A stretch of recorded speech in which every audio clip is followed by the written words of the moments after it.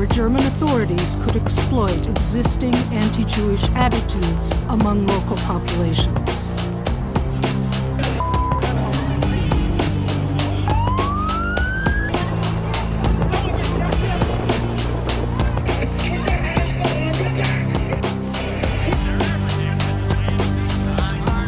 Boys playing yesterday's tape.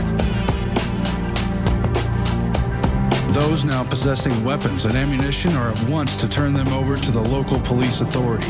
Firearms and ammunition found in a Jew's possession will be forfeited to the government without compensation. Whoever willfully or negligently violates the provisions will be punished with imprisonment and a fine. Nazi law, Regulations Against Jews' Possession of Weapons, 1938. More than 2,000 angry Australians delivered a personal message to Parliament's doorstep. They're fed up with false promises and sick and tired of living in fear. A gun buyback that forced law-abiding citizens to surrender their firearms in a nationwide roundup and meltdown of all semi-automatic firearms and pump-action rifles and shotguns. 640,000 ordinary conventional firearms confiscated and destroyed.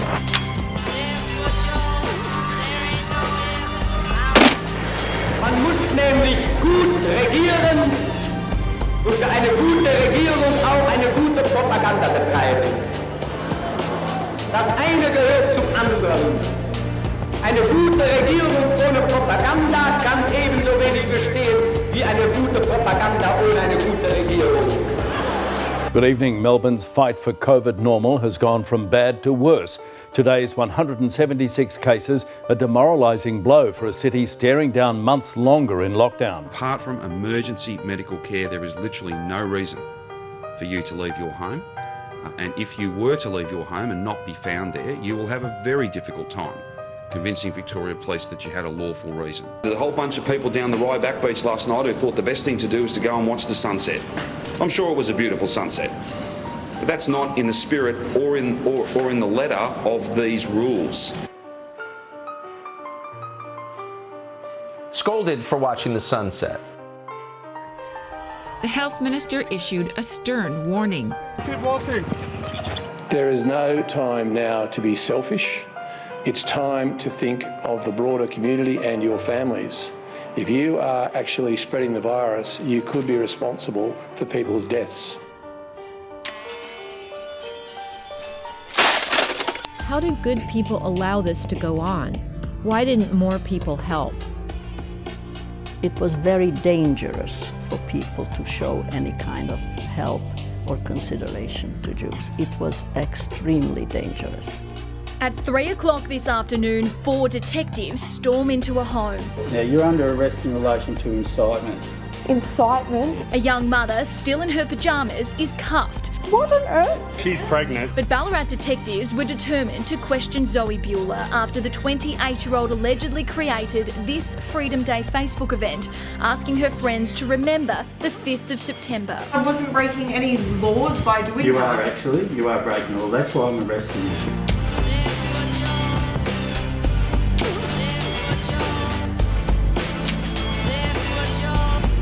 Jewish citizens were suddenly forced to prove their citizenship in Hungary.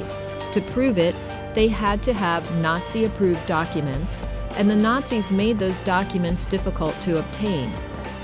From today, every pub, cafe and restaurant must have the Queensland check-in app for patrons to register their arrival. The state government believes the mandatory system will be crucial to containing any future COVID outbreaks and will avoid snap lockdown.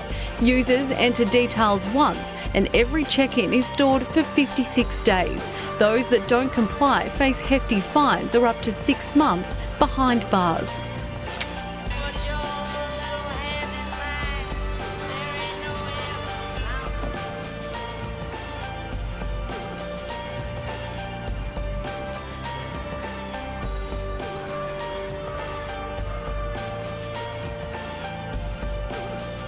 But more terrible still were the concentration camps, which from the beginning had been the conspirators' chief weapon against opposition of every kind.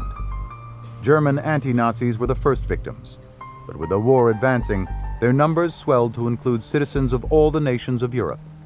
Their fate is described by witness Rudolf Höss. I was in command at Auschwitz until December 1st, 1943, and estimate that at least 2.5 million victims were exterminated there by gassing and burning. At least another 500,000 died due to starvation and disease, making a total of about 3 million dead. These included approximately 20,000 Soviet prisoners of war. The rest of the victims were approximately 100,000 German Jews, and a great many citizens, mostly Jews, from Holland, France, Belgium, Poland, Hungary, Czechoslovakia, Greece, and other countries.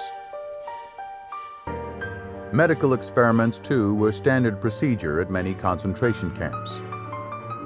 These included lowering the body temperature to 28 degrees centigrade, high-altitude tests and pressure chambers, experiments with poison bullets and contagious diseases, and even sterilization.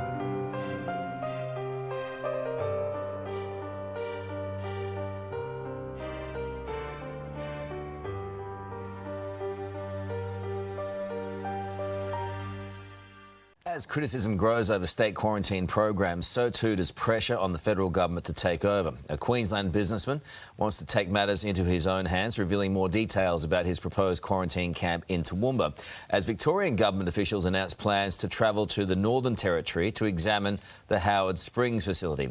We're joined now by businessman John Wagner in Brisbane and NT Minister for Health Natasha Files in Darwin. Lovely to see you both. John, to you first of all, great to see you, John. How would your proposed facility operate?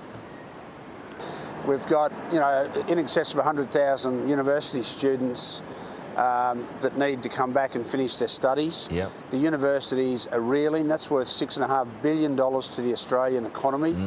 We've got farm workers that can't get in. There's a lot of crops just left to rot in the fields, and that's right across the country. So just with those two things alone, apart from the repatriated Australians, there's a huge need for facilities like this. And I applaud Lindsay Fox and others for looking at the different states where, where they can also see the need. Okay, let's go to Natasha now. Natasha, Howard Springs, it's the gold standard, isn't it? The right call, is it not? Good morning, Carl. Good morning, viewers. So the Howard Springs facility, we first had evacuees internationally out of Wuhan and off the Diamond Princess, and we've worked really hard to evolve our infectious disease processes to make sure that we protect both the people that are staying at the facility as well as our staff. So there's strict regimes around the facility. So yes, it's the physical infrastructure of the facility, but additionally it's the processes from the staff caring for the individuals there. Yeah, it's hard to see any downsides, do you? So it certainly, I think, acknowledges the staff out there and our health professionals here in the Territory, Carl. You guys often look at us as a little bit backwards, and it's been really wonderful for us to lead. Very good, Natasha. Thank you for that. And John, I'll see you in beautiful Toowoomba very soon. Appreciate your time today. Thank you.